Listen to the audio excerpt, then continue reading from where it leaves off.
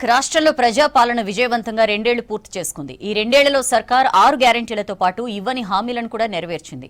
ఆడబిడ్డలకు ఉచిత బస్సు కోసం ఇప్పటివరకు 8,402 కోట్లు కేటాయించగా రైతుల రుణమాఫీ కోసం 20,616 కోట్లు ఇచ్చింది. రైతు భరోసా కోసం 21,426 కోట్లు, 500 గ్యాస్ సిలిండర్ కోసం 700 కోట్లు, 200 యూనిట్ల ఉచిత విద్యుత్ కోసం 3,438 కోట్లు కేటాయించింది. 6 గ్యారెంటీల అమలుపై స్పెషల్ ఫోకస్ పెట్టింది సర్కార్.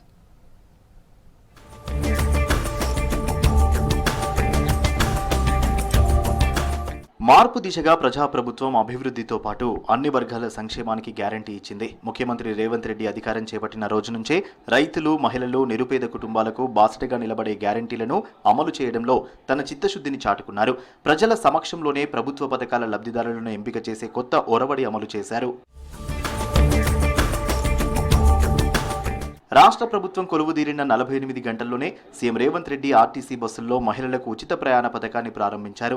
సగటున రోజుకు ఏకంగా 34,32,000 మంది మహిళలు ఉచిత బస్సు పథకాన్ని వినియోగించుకుంటున్నారు. ఈ ఏడాది డిసెంబర్ 1వ తేదీ నాటికి 8,402 కోట్లు మహిళలు ఆదా చేసుకున్నారు.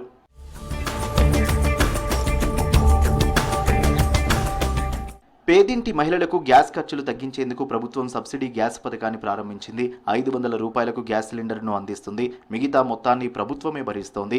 ఇప్పటి వరకు రాష్ట్రంలో 42.90 లక్షల కుటుంబాలు గ్యాస్ సబ్సిడీతో లబ్ధి పొందుతున్నారు. వీరి పేరిట చెల్లించాల్సిన దాదాపు 700 కోట్ల రూపాయల సబ్సిడీని ప్రభుత్వమే భరిస్తోంది.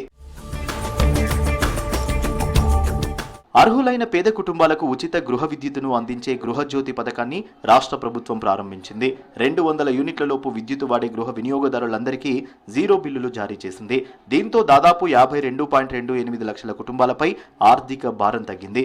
ఈ పథకం ప్రారంభమైనప్పటి నుంచి ఇప్పటి వరకు దాదాపు 3,438 కోట్ల సబ్సిడీని ప్రభుత్వం విడుదల చేసింది.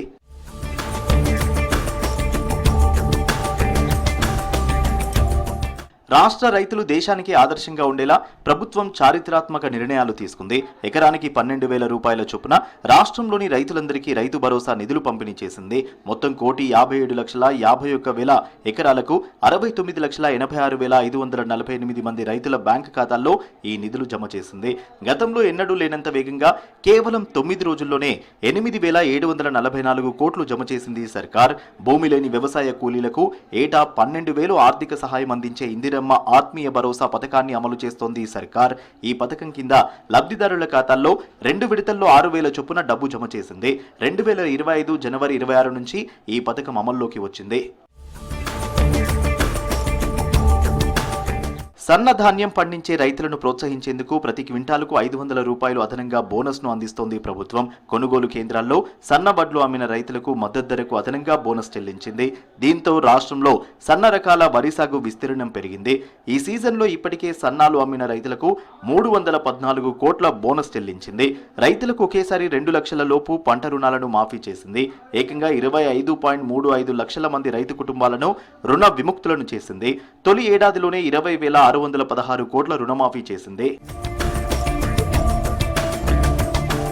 ప్రజాప్రభుత్వం చిత్తశుద్ధితో ఇందిరమ్మ ఇండ్ల పథకాన్ని అమల్లోకి తెచ్చింది. ఈ పథకం ద్వారా ఈ ఏడాది ప్రతి శాసనసభ నియోజకవర్గానికి 3,500 చొప్పున 22,500 కోట్లతో 4,50,000 ఇందిరమ్మ ఇళ్లు నిర్మించాలని లక్ష్యంగా పెట్టుకున్నారు.